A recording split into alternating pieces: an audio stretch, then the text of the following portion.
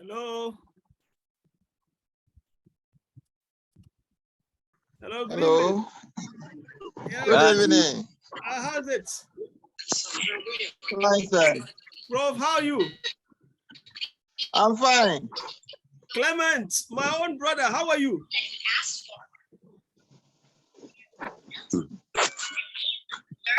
Oh, fine. My brother, good I'm to doing well. see you.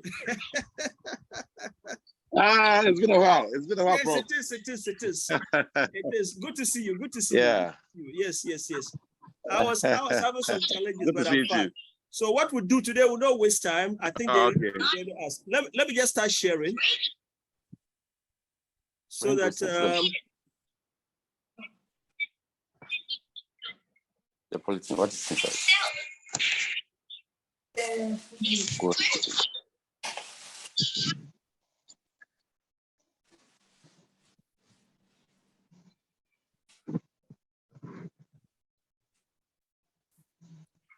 am I sharing now, please?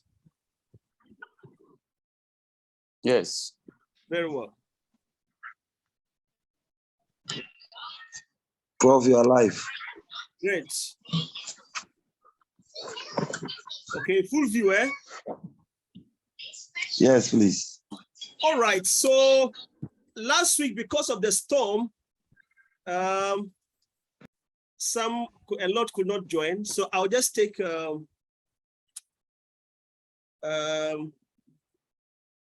introspection. What transpired. And last we were looking at the issue of the role of the board secretary. Who are you as a board secretary? And we said that the role of the board secretary, it is an issue determined by, statutory provisions, okay? And we look at the case of Ghana. We said in case of Ghana, if you want to look at it, both private sector and in the public sector, in the private sector, the statutory provision here is the new revised Companies Act, that's Act 992. And specifically, it provides for the role in section 221, the role of the secretary, that's it. And then also, if you come to the public sector, it's the specific act here is the States Interests and Governance Authority Act, which is Act 990. And section 21 provides for the role of the secretary. And I think that we saw that. But we were saying that we are corporate governance practitioners. Therefore, even though our companies, if we're dealing with private sector or we're dealing with public entities, we may fall under any of this. However, for corporate governance purposes, we look at the role of the secretary in three segments. The role before the meeting of the board, the role of the secretary during the meeting of the board, and then the role of the secretary post-meeting of the board. And we said that in terms of the role of the secretary before the meeting, basically it looks at the preliminary matters, whatever you have to put in place to ensure that you have a successful board meeting. And we said that, you see, who is a secretary in the first place? The secretary is the custodian of corporate governance, best governance practices. That's one. The secretary is the custodian of compliance issues. The secretary is the custodian of procedural matters in the boardroom and off the boardroom. Okay, so for example, if you look at section 31 of Act 990, that's the State Interests and Governance Authority Act. It provides that periodically, all public sector entities, they call them SEs, state enterprises or entities, are required to publish or send forward their periodic reports, including annual reports, boards issues,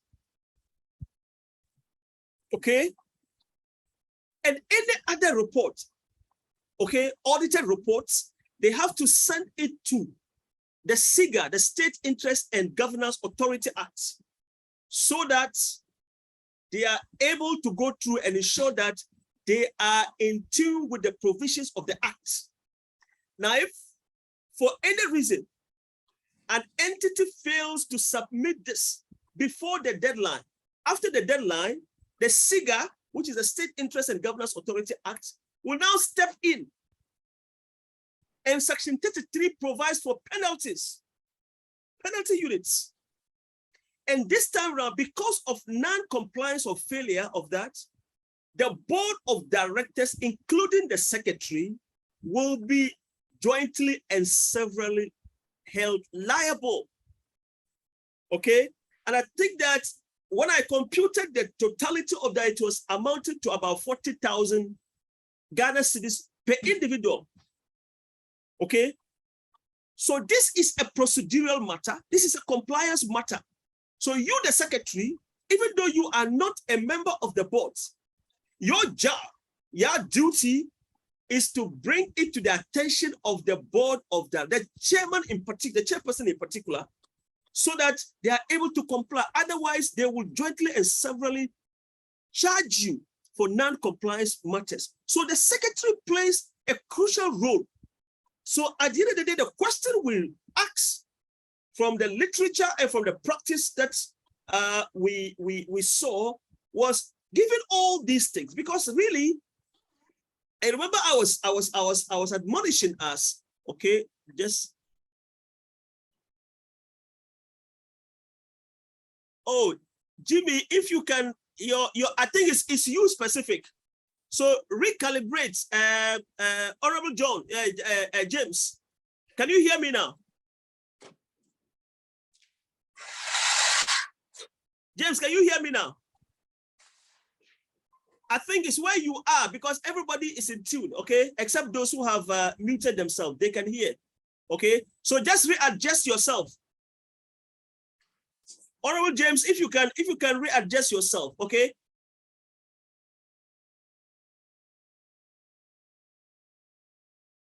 Honorable James, if you can readjust, that will do, please.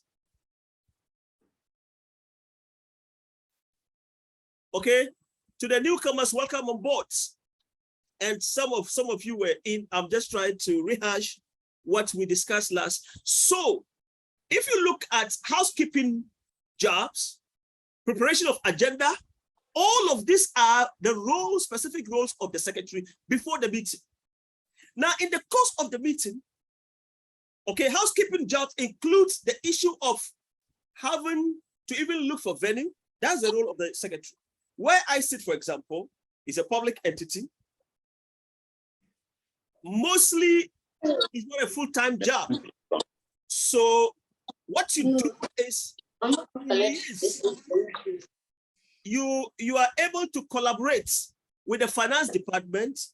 So you go get the venue, and then you let them go and make payments and courtesy, digitalization, and whatever. That is it. But in the course of the meeting, very important, the secretary will say it and will admonish.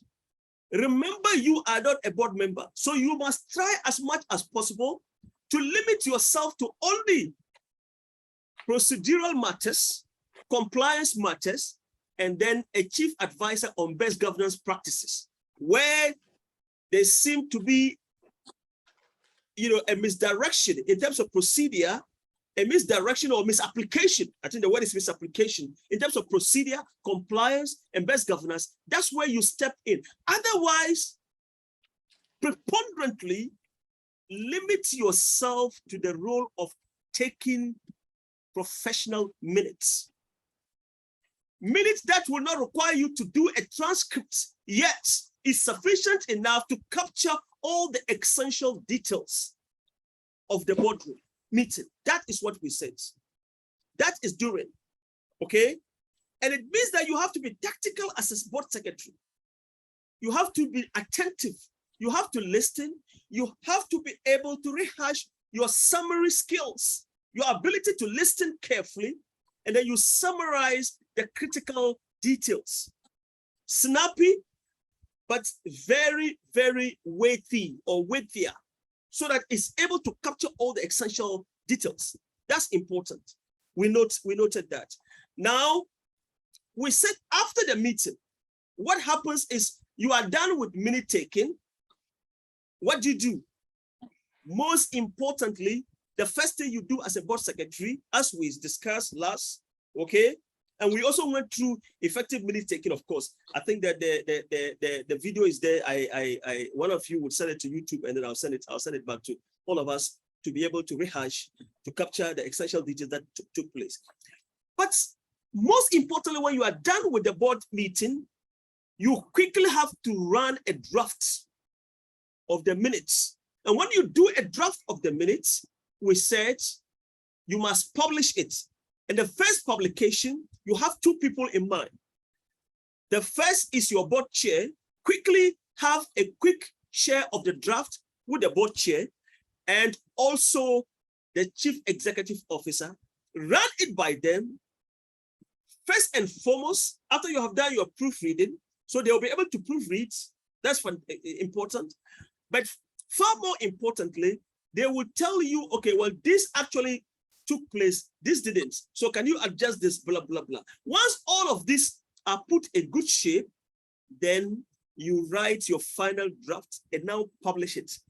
Learn to publish, except where politics, boardroom politics is concerned.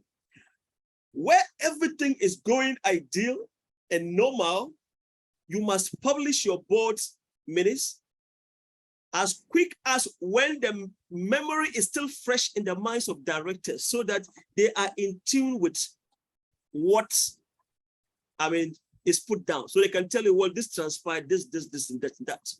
Now, when you do this, the good thing is this. If there were other papers, okay, it gives you the opportunity not to go back to the next board meeting to be reading your minutes, because you can digitalize it. You can send it through the digital forms. And we have said that before, try to send or publish the approved copies or copy. The approved copy is the one that is first and foremost initialed at the right corner by the board chair and then also signed by him. Then it becomes an authentic document, because the courts, okay, the only way the courts will validate the decision of the boardroom is through the minutes, because the minutes become the official record document, okay, of the resolutions, okay, the decisions that are taken by the boards. So this is what was the rundown of last week. Today, what we have to do is to look at the order of the board meeting. What is the order of the board meeting? So that's exactly what we intend to do. Colleagues, I don't know if Honorable James is now fine, because he was complaining of his audio, and I'm saying that it's from your end. I hope the storm hasn't reached your end yet, because I'm in the same area with him, you know, and we're just praying that I was wondering if I could even start. So the order of the board meeting.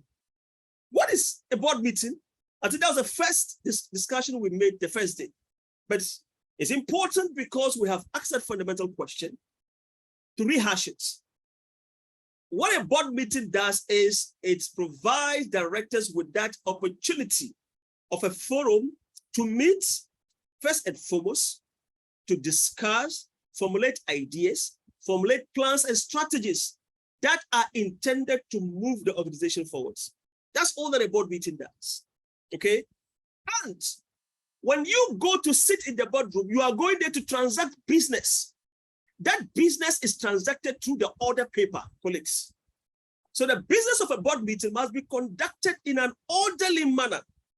And remember, before even the board meeting, the secretary would have ensured that there's convenient,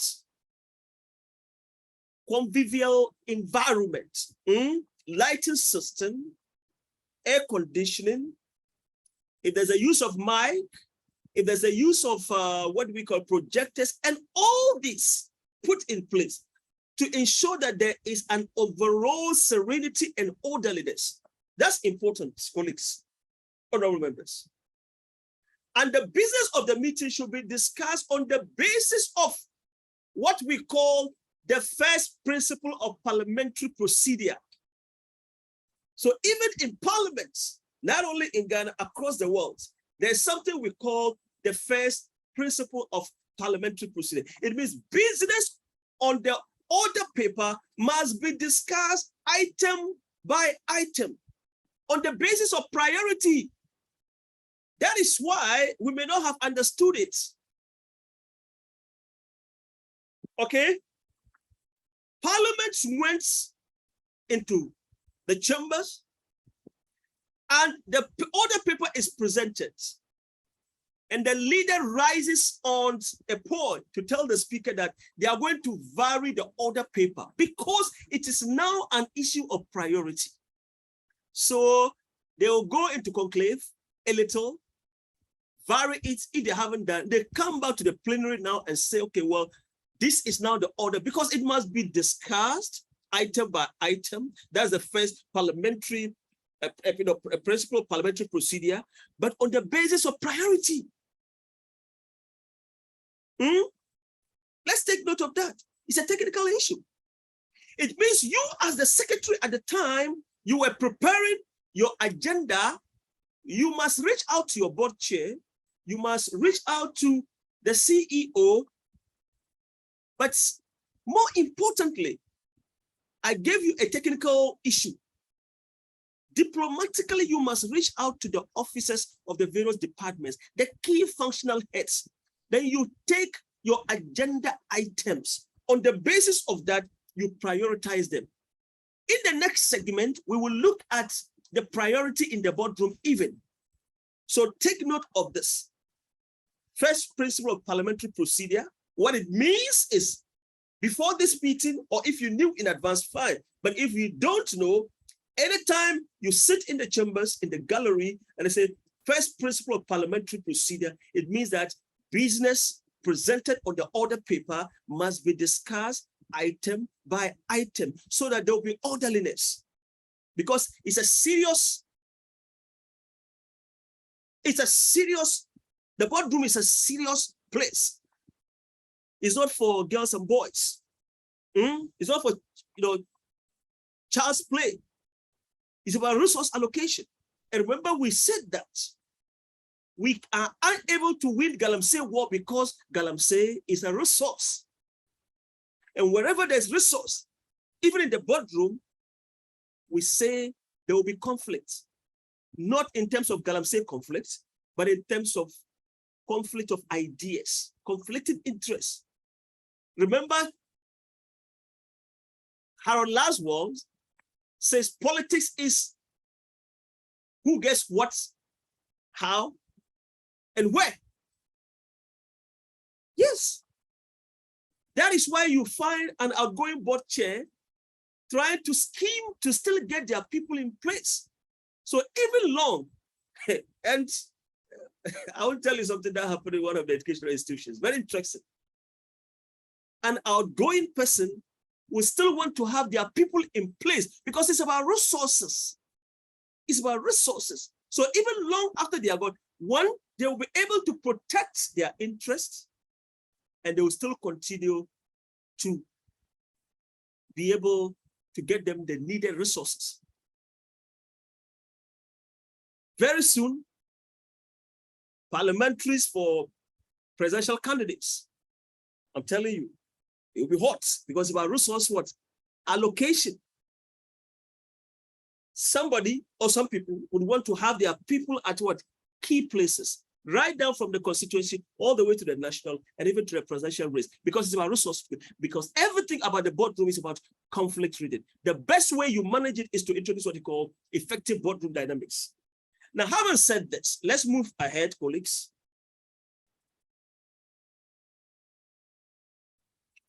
Let's look at agenda of the board meeting. Business of the board meeting is discussed through an agenda, facts, statement of facts, factual, truths. What then is an agenda? We all have ideas. If it was in the classroom, I would have posed to ask for, but one, we don't have the time, and I know we're dealing with mature people. who have seen it all and they see boardroom practices. Agenda is nothing but an outline, the order paper. If it was in Parliament, we say the order paper that contain business issues listed on the basis of what? Premium, priority. That's all an agenda is about. An agenda, long before the board meeting day, is prepared on the basis of what? The order of business. The secretary, the CEO, the board chair, and how they want the boardroom meeting, the business of the boardroom to be run on the basis of priority. So you prepare your agenda on the basis of the order of what? Business to be transacted in the day. Very important. And we say that the preparation of the agenda, the issuance of the agenda to board members, 21 days clear ahead of the board meeting.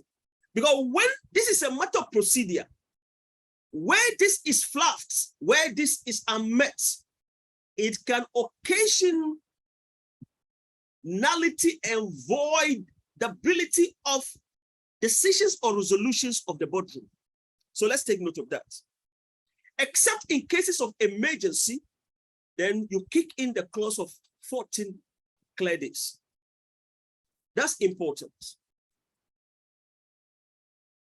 Why do we design agendas? That's a practical question. And all of us have answers.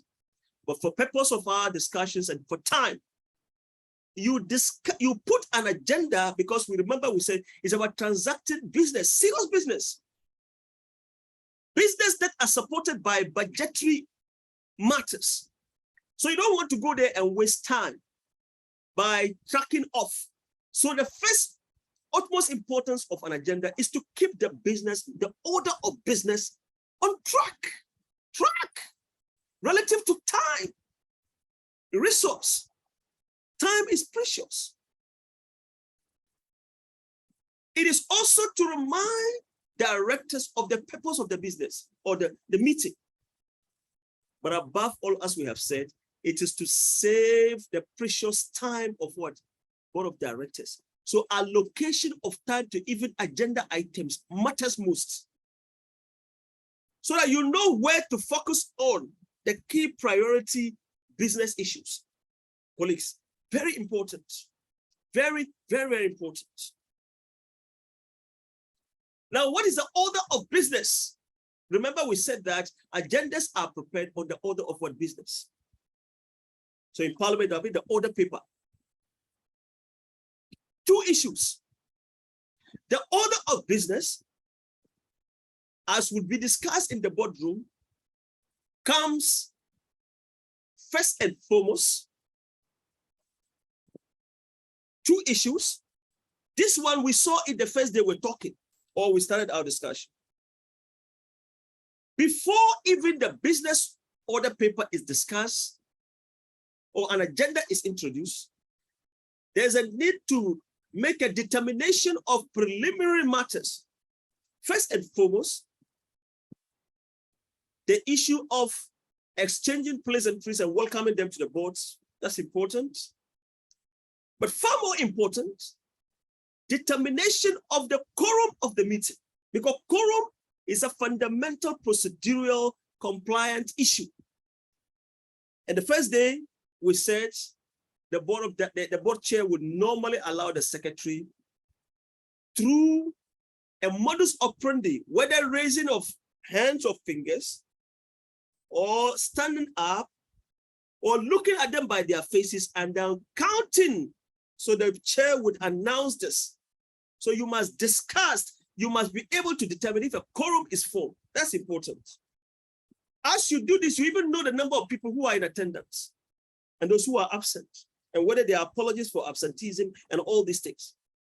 Where there is a determination of quorum, then the chair will proceed to now call the meeting to order.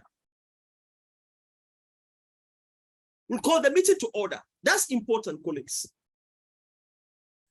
Once the meeting is called to order, it means that everything is set for transaction of the business of the day.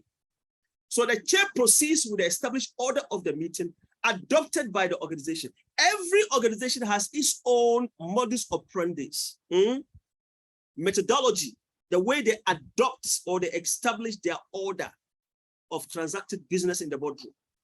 Okay, that's important. And I'm saying that even as is organizational specific, the books of the statutes would also make provisions for this. Let's take note of that. Good.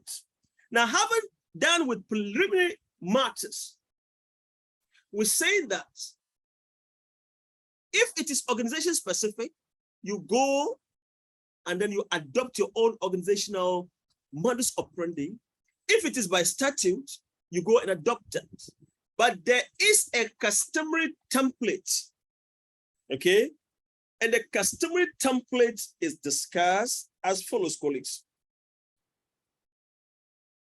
If you have attended board meetings before, when preliminary matters, quorum, and all these things are called to order or established beyond reasonable doubt that you can start the day's business, you will often find that they will be reading and approving of what? Previous minutes. Minutes of the previous meetings. Why? Because they constitute, or as we said, they become the official legal documents of the board, on the basis of which decisions are made. Very important. Because the courts, so for example, Manasseh Asuri in the case of the PPA could have nailed the coffin completely if he had established beyond reasonable doubt that he was able to obtain minutes. Otherwise, you see, when you don't obtain the minute and you pre because you want to break the news and you hurriedly publish, they can go and then amend the minutes and say, look, this was captioned. If it's a capital project, or if contracts are to be awarded and they are not captured by the board, because see, resolutions are formulated out of the minutes of the boardroom, colleagues, very important. So you need to get hold of that. The courts would want to look at it as the basis of decision-making of the boardrooms, okay? So it must be well written and approved. It means it must be signed, initialed by the board chair and circulated, okay? There are also, so for example, in every meeting, okay, you are most likely to have some absenteeism, even though it may not affect quorum, some it may affect. Those people who couldn't attend, the meeting would give them the opportunity to read for first-hand information what actually transpired, colleagues. Very important. Very, very important. Having read minutes, and these days, as I have said, courtesy digitalization, you don't need to go to a boardroom and be reading minutes. That will be an amount of waste of time, precious time. Circulate it, give them the soft copies ahead of time. If they have any other issues, they can refer to the secretary and the secretary pick it up on the basis of resolutions or what were discussed to be followed up. The next most important thing on the order paper or the business of the boardroom is to read and discuss reports. What are these reports? Reports will come from committees. Committees in terms of standard and ad hoc committees. It could also come from officials of the entity. For example, HR. I know I have an HR person here. It could come from finance. And then maybe other board members, or you have invited some reports. Read those reports. And you only put a report as an agenda item when you feel it is necessary. Discuss that it is necessary, you put it. So very important, colleagues. The next most important thing is to present special orders, colleagues. Special orders. Special orders are motions. And when we talk of motion in the boardroom meeting, we are talking of proposals that are to be tabled in the boardroom for discussion and for decision making. That's what we call motions. So special orders are motions that are postponed, okay? You are discussing a meeting, okay? And they say, oh no, this must be classified as a special order. It means as it's a special important business matter or an item. And for it to be qualified as special, it must have been voted by 2/3 of members present and voting. And it must be labeled as special. Okay, so that this meeting you are discussing, it becomes a special issue when you label it as special and then you postpone it, you defer discussion on that to the next meeting. That qualifies it. So it makes it sit on top of a general motion or general order. Colleagues, it's a technical issue. Let me rehash. Let me re-explain. An issue is about to be tabled or is tabled for discussion, and it must be labeled as special. And 2/3 of members qualified who are in attendance and voting, 2/3 would have voted that this is a special. So it will be postponed or deferred. Discussions will be deferred on this to the next meeting. That is what we are talking about, colleagues. Okay, that is it. So it must take precedence over what we call general orders or general motions, right? When you discuss special, remember reports immediately after minutes, there's special orders or special motions. Then you discuss unfinished business and general orders. Unfinished business or general orders are in the category of special orders, except that they are not labeled as special. It means that directors wanted not to be labeled. And these are issues or businesses that were discussed or deferred. Discussion was deferred on it in the previous, when it was just about being adjourned. You remember, as a result of lack of time or any other thing, then it is deferred to the next meeting. They become unfinished business or general orders, because they will not be labeled as special orders. They will not require any voting. That is the difference. So special orders will take, discussion of special orders takes precedence over this, right? Now, when you have done all these things, what does the chair? It means all of these are about the past. When all these matters are resolved, then the chairperson will now proceed to the day's agenda. And remember, all of these are captured by the order paper or the agenda, okay? It's on the agenda.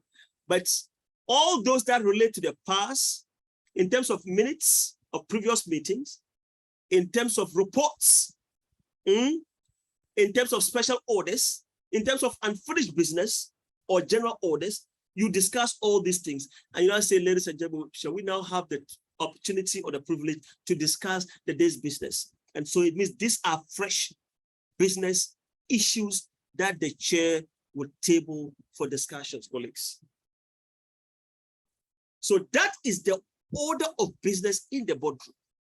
And when all these things are done and the chair is satisfied that, look, they have exhausted the day's business, what does he do? He adjourns. And remember, those of us who were not in the first meeting, we said that it is procedural incorrect, or it is on corporate governance to say that we have ended a meeting or we are going to end a meeting. We adjourned a meeting, just as we caution somebody has ended his career and you were to introduce that a person in a function or whatever. You didn't say he ended his career. No. He climaxed. Or that was the zenith, the peak, the twilight, whatever of his career. Climax it, but not end, because he's still alive. So a meeting is still alive. We don't end it. we adjourned the meeting. So how would it be captured? And I know you know far better than I do. In the absence of any other progressive issue to be discussed, may I call on a member, or if he has the name of the member at heart, may I call Honorable Christian, Kingsley, Honorable Ahmed, Honorable Prisla, Honorable Bernard, Honorable James, to move for the adjournment of this meeting.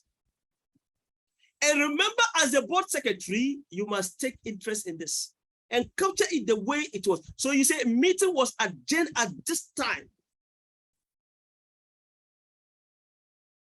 What have we said? We have said that